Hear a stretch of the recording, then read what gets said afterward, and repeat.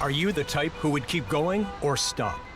It's not easy to stop when you have an addiction. Legalizing cannabis won't stop addiction. It trivializes its consumption. Let's be vigilant. If you need help, visit portage.ca.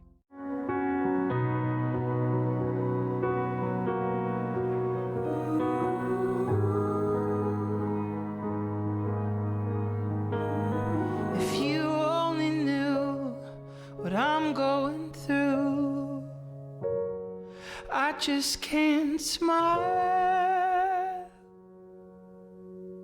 without you.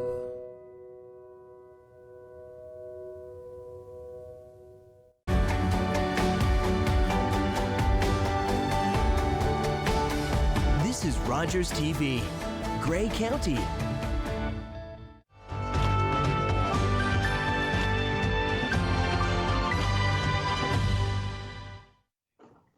Hello and welcome to the special edition COVID-19 program from Rogers TV, dedicated to informing you about the services and our community response to this pandemic.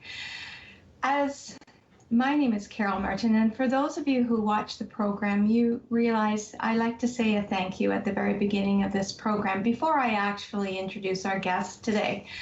In the past, I have expressed a thank you, of course, to our frontline workers, our medical officer of health, all those cashiers and truck drivers, farmers who provide the services for us. But today I'd like to read an excerpt from some information that was sent to me. The information was sent by Francesca Dobbin, who's the Executive Director of United Way, Bruce Gray, from an author by the name of Alison Wines. So I'm just going to excerpt a few paragraphs from this letter and then just add my comments at the end.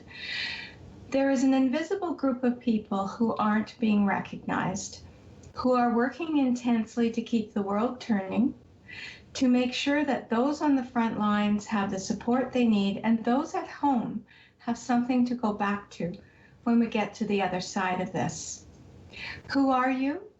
You're the HR teams working 80-hour weeks to try and workforce plan from scratch, redeploying team members, trying to think of something, anything, to help people preserve their jobs. You're the CEOs of charities, writing new budgets so you can keep helping the world with funding that has evaporated overnight. You are accountants and bankers, restructuring finances and debt to help small businesses stay afloat. You're trade managers, negotiating frantically to get hand sanitizer and face masks back into our country. You're consultants, supporting clients through massive change, unsure if you'll get paid for your work when it's all over, but you're doing it anyway because it matters. Your hospital administrators running payroll for the nurse that just clocked 30 hours of overtime. Your communicators trying to find the words to explain a crisis the likes of which has never been seen to your organization staff and to the community.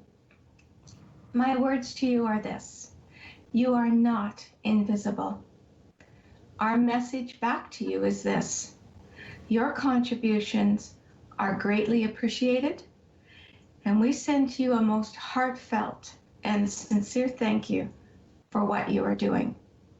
And on that note, I want to thank our guests today who have joined me to talk about a great topic, which is community gardens. So I have with me, I'm reading from this so I get the titles correct, Teresa Pearson, who's a program manager, social recreation and leisure garden program, and the ID clinic, and also Jackie Ralph, who is the youth awareness coordinator, and both are from the Canadian Mental Health Association Grey Bruce. Did I get that right? Woohoo! Perfect. Awesome. I want to thank both of you for being here today, because there's important information I know you have to share about the community gardens. But I also know, Teresa, you and I've chatted as well about talking about the ID clinic, because that was new for me to really recognize what that was. So I would certainly appreciate knowing more. And Jackie, of course, you've just come back from lunch with Jackie. So even if you want to mention briefly, if you don't mind, the program you've just started today. So I'm going to pass it over to whichever one of you would really like to begin. For sure. Take it away. Take it away, Jackie. Nice. Nice. So we just did the coolest thing ever.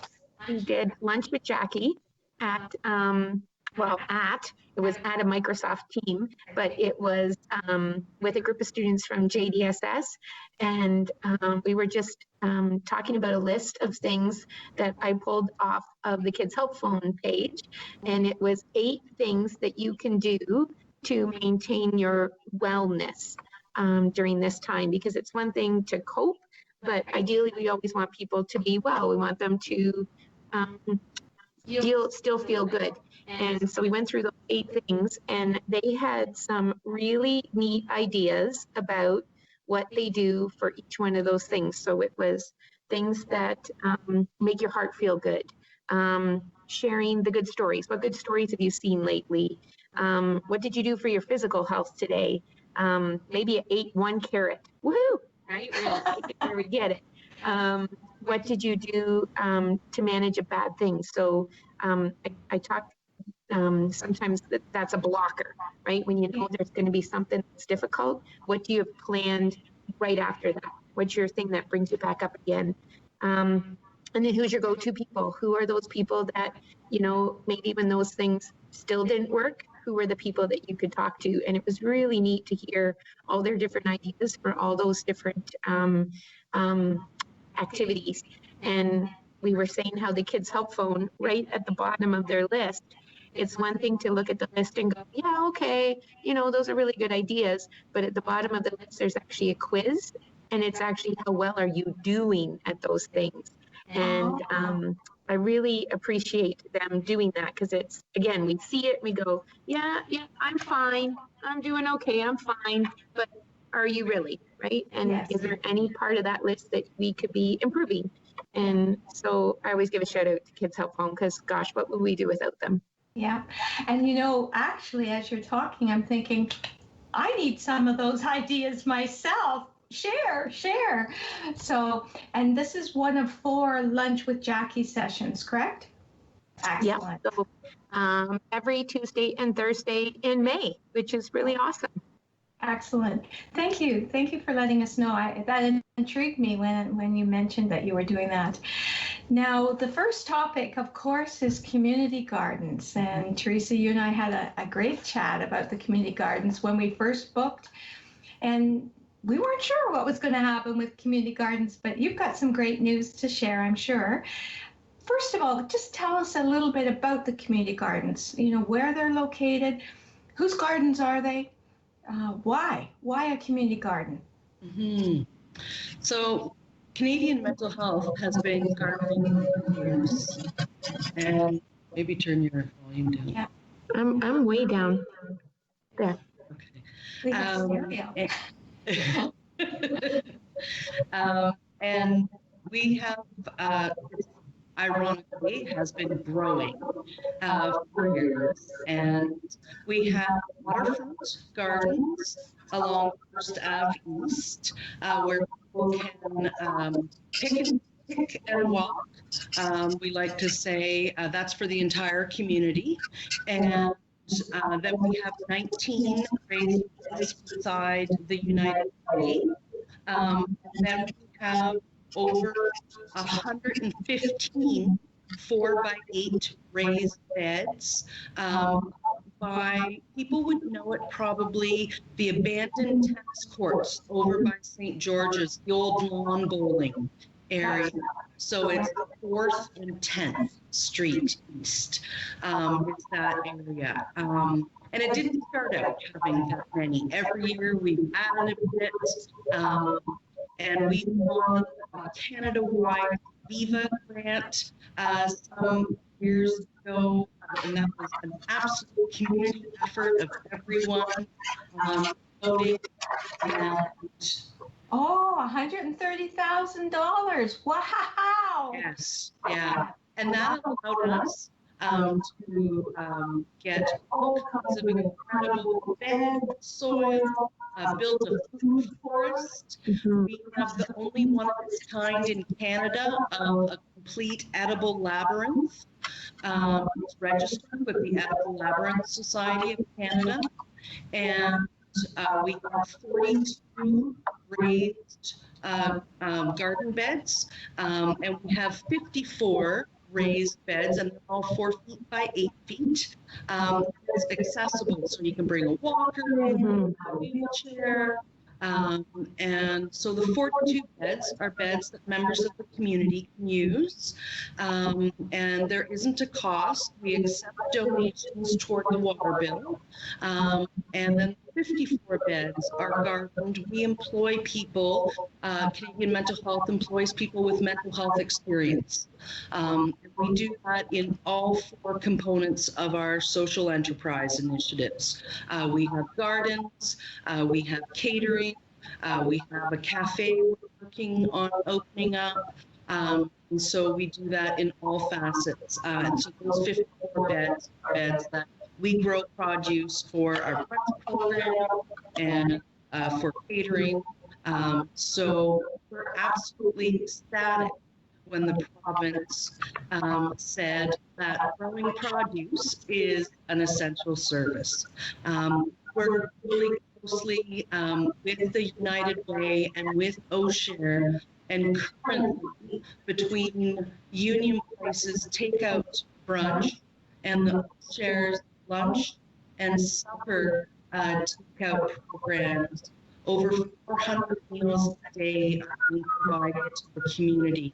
And we really want to be growing fresh produce to complement those meals. So we're so happy, and we had so much support from the mayor's office, from the health unit, from Bill Walker, our CEO, advocating, a lot of different organizations were really supporting making this happen. So we're just thrilled that this has happened. And now we will be working with the health unit to make sure that when the community gardens can open, it's done in a really safe way. The community garden program is going to look very different this year. It won't be the way it was in other years, because we're going to have to make sure only 5 people maximum are in there at a time.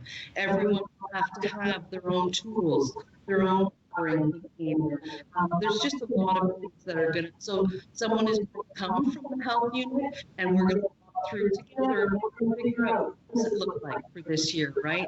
That people are physically distancing in an appropriate manner while they garden, right? So some of the social components that make community gardening really special may not be there this year, but we still want people to be able to get their hands in the dirt and grow their own produce, right? So those pieces we will make happen. And if some people say, you know what, this isn't for me this year, it's just too different, or I don't feel safe because of what's going on with COVID, we'll save their bed for next year, right? That's okay. Yeah. Yeah, so I have some questions, but I just got a message from the producer. So Jackie, because you're both in the same room, if not that I want to hush you, but if there's a mute button that you can just hit, but definitely unmute yourself when you want to speak, okay? Because we're getting stereo sound. It's actually quite nice, but so whoever is talking, just hit that mute and unmute if you're willing. So I have some questions about the community garden. How does a person get one of the lots or plots, I guess? You know, do you have a waiting list of people? Do you have, because, you know, you mentioned that you'll save their plot. So that's number one question. So they would contact me. And the first thing that I do is I always reach out to people from last year, right? Okay. Had a garden bed. And some people, because the idea is often that people that live in apartments or people that farmed their whole life, right, and have moved into town and can't garden now, or, you know, don't have any piece of dirt where they can grow something, want to come and have a wee spot to grow some produce, right? We'll reach out, but then maybe they move somewhere where they can grow some produce of their own and they no longer need a raised bed. So I often reach out to people and will say, are you still interested in gardening with us, right? So that happens first.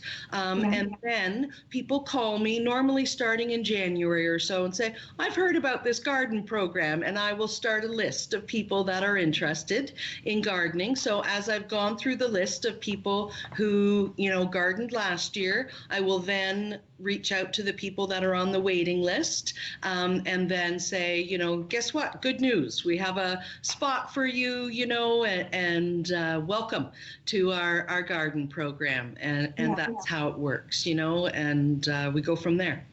So what you're describing is a program that people can garden and fill a need for themselves, but while they're doing it, by providing food for food banks and other organizations, they're actually giving back. So it truly circles the community as far as a giving back and forth, it sounds. Jackie, you had held up $130,000 as a grant that was received. So where else does the money come from? People donate? Maybe you could just speak to that, because if there's an ask that you have of the community to support this is the time that I would like you to take to ask. Awesome. Yeah, we, as an agency, the majority of our programs are funded by the Ministry of Health and Long-Term Care, but there is a lengthy list of programs that do not receive Ministry of Health funding. And so there's lots of things we do over the years. So when we had the idea, the wish, and the vision of the food forest, we put it onto paper for Aviva, an annual contest. The people who get the most votes win, and so we put forth an application. It got accepted to the next level. It went into the contest part. We just got on social media, radio, and the newspaper and said, hey, we have a really great idea. We'll only get the money if you vote. And so it was really amazing to watch all votes go up. But at the same time, it was bittersweet because we're looking at all the other ideas. Oh my God, a great idea. And so it was a little bittersweet because you're like, darn it, I want that one to go too. And then the other things we do is lots of fundraisers in the community. So we've had we had an NHL alumni game last year that was really successful. We have a booth at Katie Market. Probably won't have one this summer, but next summer. And then lots of grants. We're really grateful for all of those groups of people who have money to give and give on a regular basis. Everybody from United Way Foundation right through to Eva Leffler, Bruce Power. It's businesses and agencies and foundations, and but the ones that really mean a lot are what we call third-party fundraisers. So maybe a fundraiser in memory of somebody who was really important to them, and that mental health was really important to that person, and they will have a fundraiser and they'll be the recipient of the funds raised. And those are just amazing because they come from the heart, and we're always making sure that we safely keep that money and it goes exactly they envision it within the community. So those things, I think last year we were able to fund $300,000 worth of programming in Graham Bruce that wouldn't have otherwise happened without the community. So you did a shout out there at the beginning of the program. We do our shout out to those in what we do, in those who know people who need extra supports, and all those in our agency who do that work that doesn't always happen at the Excellent. Thank you. Teresa, I'm wondering if you would mind explaining the new world as far as people who will use the garden. You made some reference to it, but I understand that there's a whole new pattern. So if you could just spend a few minutes talking about some of the precautions, some of the things you'll be monitoring for, screening for, and then I don't want us to run out of time before you talk about the ID clinic as well. So anyway. Well, I'm a firm believer.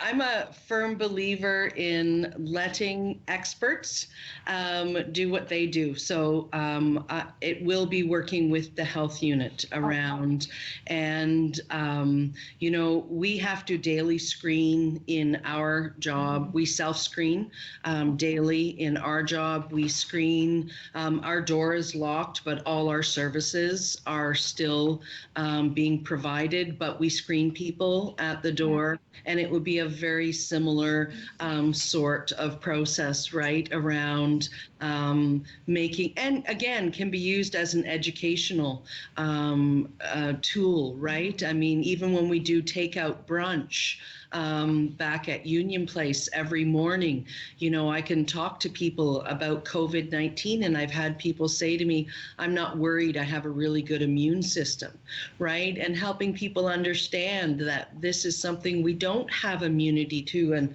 them stopping dead in their tracks, right? And just being able to start conversations with people about things, right? And, those sorts of things can happen in a garden setting as well, right? But we would obviously have, everything that the health unit will tell us that we need to have around self-screening tools up and laminated, and I had already put a lot of thought into around everyone having their own tools, right? And if people can't afford that, then that's something we would provide, right? I mean, I don't want anything to be a barrier for anyone to garden. And that was always why we didn't have a lot of community garden programs have a cost for a bed. And I never wanted that to be something that excluded people, right? Yeah. They're welcome to contribute to the cost of water, but we're not going to say, it's $30 and then all of a sudden someone can't grow produce,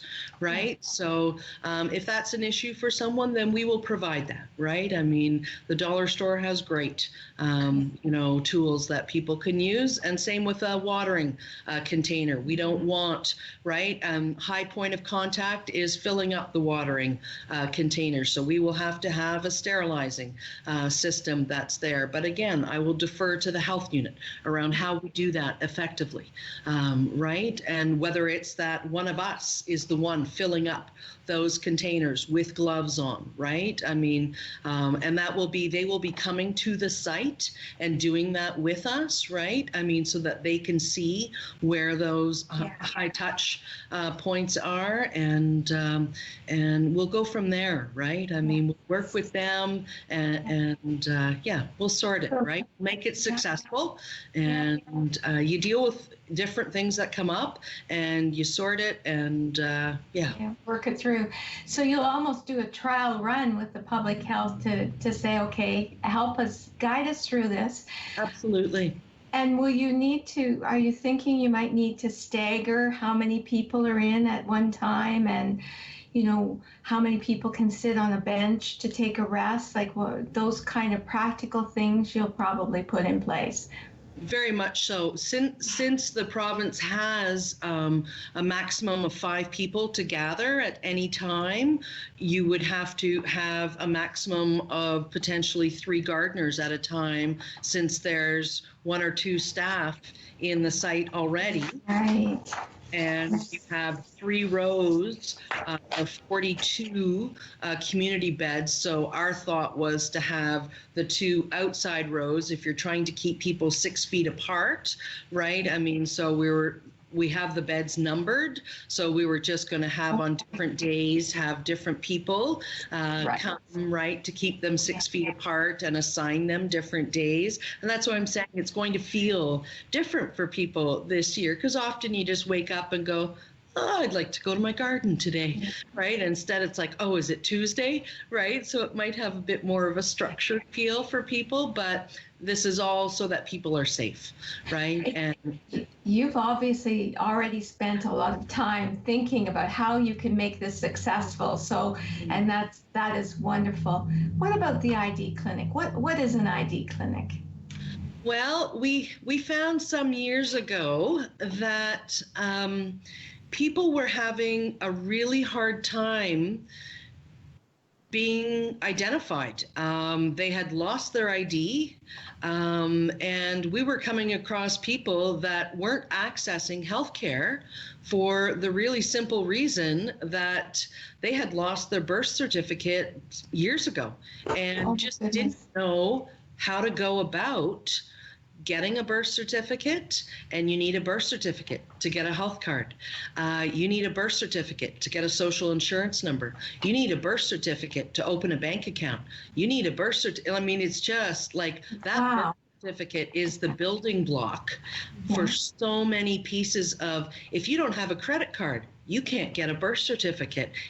Well, you can't get a credit card until you have a, you know what I mean? So it becomes a circle, right? So with the support of the United Way, they every year give us money to support people to do basic identification. You know, we don't help people. And I often say to people, if you're able to contribute anything, whether it's a birth certificate costs $35 in Ontario, and I do help people with the replacement of birth certificates from all across Canada, but even if they're able to pitch in $5 or $10, right, it then allows me to do more throughout the year. And people get that, and they're happy to, they'll often come back a month later, right, and go, here's $10, right? Wow. So that they know that it helps, right? And then and the difference is, if you go to a post office and get a mail order for $35 and mail in the application, it takes 8 to 12 weeks. If I do it online, it's here within 7 to 10 days.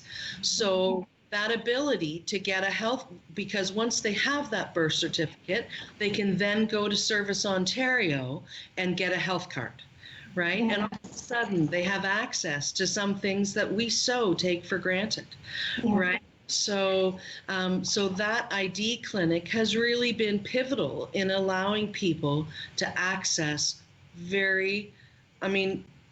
basic dignity services, right? That we all should have, right? So that's something that we offer. We have about a minute left in the program, Jack. I know it goes fast. Jackie, I don't want you to, just because you're muted, you're not forgotten. Is there anything you want to say in the last little bit of time on the program? Hey, so we're just happy to have this opportunity because next week is Mental Health Awareness Week. And the slogan this year is, don't just get loud, get real. And I think it's such a beautiful slogan. Like, it isn't just something we should talk about, it's actually something we should do. So like we were saying, what can I be added to that list? And so we're just hoping that people think of us when they need information, when they need resources, when they need access to something. Just give us a call. If you don't do it, we can connect you to somebody who can. I want to thank you both very, very much for being on the program today. And I want to thank our viewing audience for joining us again. Please tune in to learn more about the services and resources available to you and to your family. Please take care and stay safe. Thank you.